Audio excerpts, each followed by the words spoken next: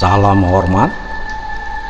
Topik ini tentang para ilmuwan dunia yang menemukan bentuk tatanan galaksi di langit berbentuk trompet.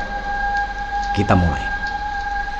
Ilmuwan asal Jerman bernama Profesor Frank Steiner mendapat sebuah kesimpulan yang sangat mencengangkan. Hasil penelitian yang menemukan bahwa alam semesta ini ternyata berbentuk seperti trompet. Penelitian ini menggunakan sebuah peralatan canggih milik NASA yang bernama Wilkinson Microwave Anisotropy Probe atau WMAP. Kita ke tahun 1929 saat ilmuwan Amerika yang bernama Edwin Hubble dengan teori Big Bang, yaitu ledakan besar yang mengakibatkan terjadinya galaksi termasuk bumi, menyebutkan bahwa keadaan langit dan bumi terjadi dalam 6 masa. Masa pertama, bahwa langit dan bumi dahulu menyatu. Masa pertama, pada awalnya keadaan langit dan bumi dalam suatu kesatuan yang padu. Hal ini sudah disebutkan oleh Allah dalam satu firman-Nya, yaitu, dan apakah orang-orang yang kafir tidak mengetahui bahwasanya langit dan bumi itu keduanya dahulu adalah suatu yang padu, kemudian kami pisahkan antara keduanya, dan dari air kami jadikan segala sesuatu yang hidup. Maka mengapakah mereka tiada yang beriman? Quran surat Al-Anbiya ayat 30. Masa kedua, pada masa ini gravitasi mulai berperan dan muncul galaksi-galaksi yang terdiri atas bintang-bintang. Juga mulai muncul planet-planet termasuk planet bumi yang terdapat dalam tata surya matahari yang merupakan bagian dari galaksi Bima Sakti. Masa ketiga, masa ini dikenal juga dengan masa Prekambrium.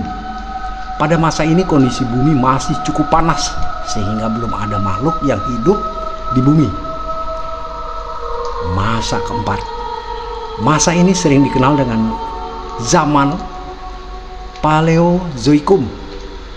Pada masa ini di bumi mulai terdapat kehidupan sederhana yang ditandai dengan munculnya tumbuh-tumbuhan tingkat rendah atau tumbuhan perintis hingga munculnya hewan-hewan sejenis serangga dan hewan-hewan amfibi.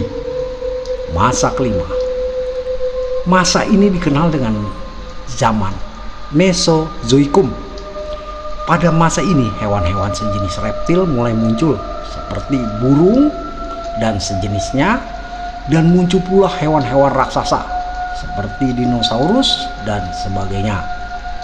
Masa keenam, masa ini juga disebut zaman Cenozoikum.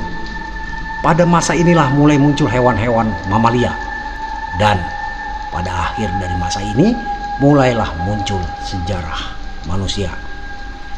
Dengan demikian jelas bahwa berdasar penelitian yang dilakukan oleh para ahli, kejadian alam semesta ini dapat dikategorikan dalam 6 masa, di mana 2 masa yang pertama adalah masa penciptaan bumi, sedangkan 4 masa berikutnya merupakan tahapan kejadian makhluk-makhluk bumi hingga terciptanya manusia di muka bumi.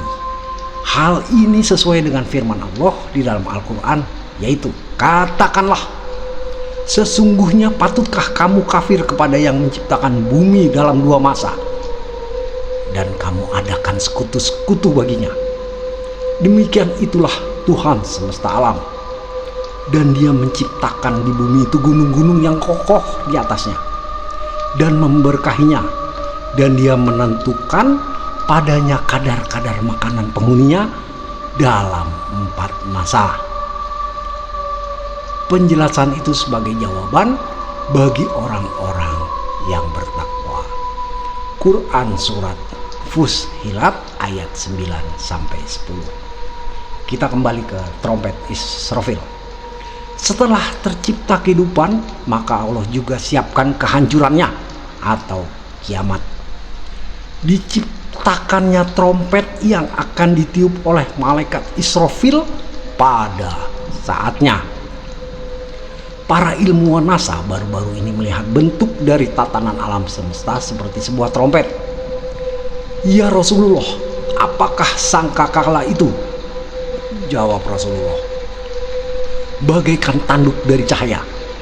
Hadis riwayat Abu Hurairah. Dalam hadis itu juga disebutkan bahwa sangkakala atau trompet malaikat Israfil itu bentuknya seperti tanduk dan terbuat dari cahaya. Ukuran bulatannya seluas langit dan bumi. Dan Allah telah mengabarkan kedahsyatan trompet malaikat Israfil itu dalam surat An-Naml ayat 87. Dan pada hari ketika trompet itu ditiup, maka terkejutlah semua yang di langit dan semua yang di bumi, kecuali mereka yang dikehendaki Allah.